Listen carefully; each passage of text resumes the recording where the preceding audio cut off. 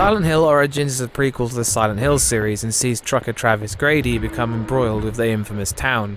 It's also the first game in the franchise to not be made by Team Silent.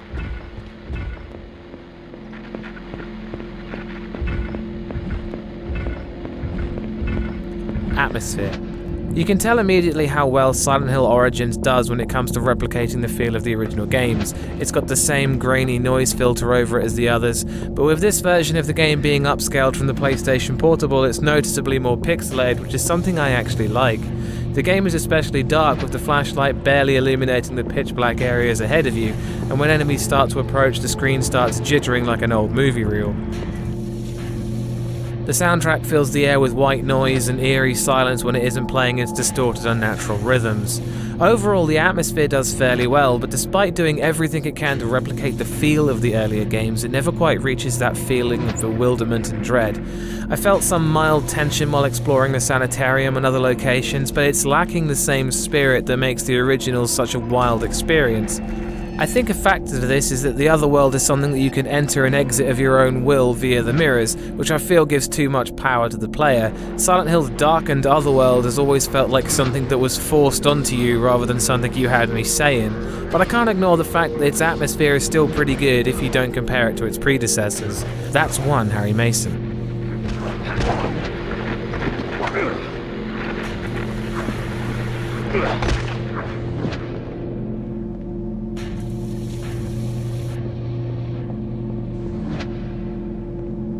Scares. This is where the game starts to falter for me. The surreal experience of the other games just isn't replicated here at all. The strange and unnatural things that happen in the previous games all feel like routine in Origins. There's no unexplained noises or brief disturbing events. It relies too heavily on atmosphere and combat, and neither of them are particularly great.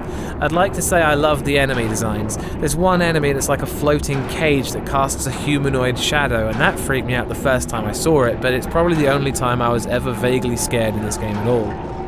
They also tried to make their own Pyramid Head by introducing a character called the Butcher, who doesn't seem to do much and doesn't really feel as menacing as Pyramid Head. Other than that, there's really nothing that notable in this game to speak of. That's still one Harry Mason.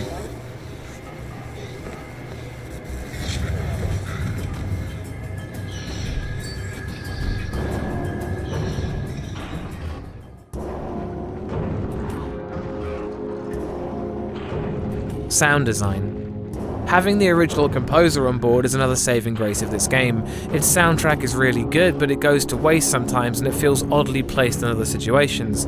So the same piece of music will start up when nothing is happening. It feels like there's a lack in the melancholic emotional pieces, and I'm not a huge fan of the number of drum-based tracks in this soundtrack. But there are some really fantastic pieces in there, it's just not utilised as well as I'd like. The sound effects sometimes sound bit crushed, like they're playing back on a PlayStation 1, another time the reverb in the room makes you feel like Travis is walking around in the belly of an iron beast. Both of these choices suit me. I think they did a great job with the sound effects, and some of the sounds are taken straight from the old games, and we already know I love the sounds of the originals. That's two Harry Masons.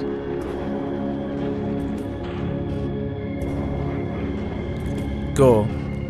The Butcher character provides some moments of off-screen mutilation, and there's a fair amount of blood in the streets and some cut-open bodies, but it's not as graphic as the previous games, I thought.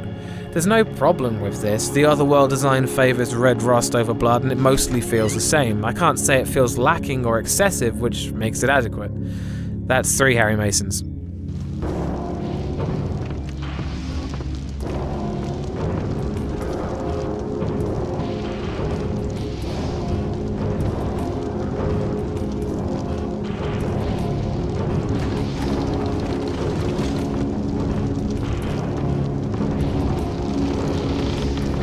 Story.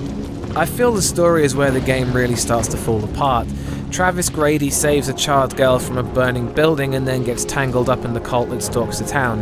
Eventually it's revealed that Travis has a history with Silent Hill and has a dark past that feels a bit shoehorned in. Unlike the protagonist of the previous games, it doesn't feel like there's a decent reason for Travis to really be in Silent Hill and why he doesn't just leave. It's a bit jarring to get to an area like the theatre, see Lisa from Silent Hill 1 speak to you and then leave and not be able to follow her because Travis himself says he's not leaving until he's found out why he was led to the theatre. It doesn't make a whole lot of sense. It feels like they tried to amalgamate the personal descent in Silent Hill 2 with the cult origins of Silent Hill 1 and kind of made a mess of both. It was confusing and hard to follow. Final score, 3 out of 5 Harry Masons. Silent Hill Origins tries really hard at nailing the feel of what came before it, but it doesn't quite get it down. Its needless weapon degradation, the lack of the surreal, and the mess of the story puts it several steps behind the franchise's best. Again, I'd like to remind you this whole thing is down to my opinion in horror games, and if you don't share this opinion, then that's cool, I get it. I'd like to point out that whilst I was actually scared of shadows, I certainly did not scream like a banshee or run away from the computer, and I'd advise you don't either. There'll be more horror reviews in the pipeline, and thanks for watching. And always go check out Bumps in the middle of the night. Peace.